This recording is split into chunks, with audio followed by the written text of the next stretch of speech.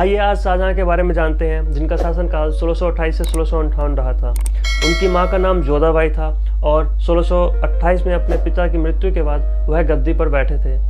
शाहजहां अपने foreign policy के लिए जाने जाते थे। पहली बात यह है कि उन्हें बुंदेलखंड और दक्कन में विद्रोह का सामना करना पड़ा था। उनके राजा बनने के 3 साल बाद ही उनकी पत्नी मुमताज महल की 1631 में मृत्यु हो गई। उनकी याददाश्त को बनाए रखने के लिए उन्होंने 1632 से 1653 के दौरान आगरा में ताजमहल का निर्माण किए। 1631 से 1632 में उन्होंने पुर्तगालियों को हराए।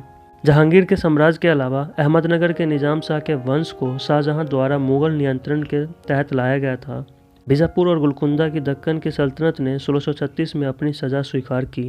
उन्होंने नॉर्थ वेस्ट इंडिया की रक्षा के लिए अपनी सेना की बल्क भेजे।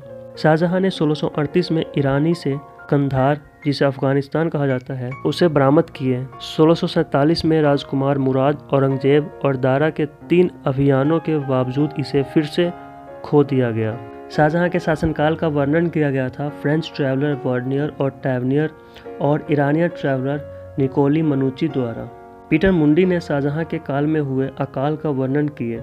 कहा जाता है कि शाहजहां के शासनकाल ने मुगल वंश और साम्राज्य के शिखर को चिन्हित किया था। उन्हें अपने समय के दौरान कला, संस्कृति और वास्तुकला के प्रचार के लिए जाना जाता था। लाल किला, जामा मस्जिद और ताजमहल उनके शासनकाल के दौरान निर्मित कुछ शानदार संरचनाएं हैं।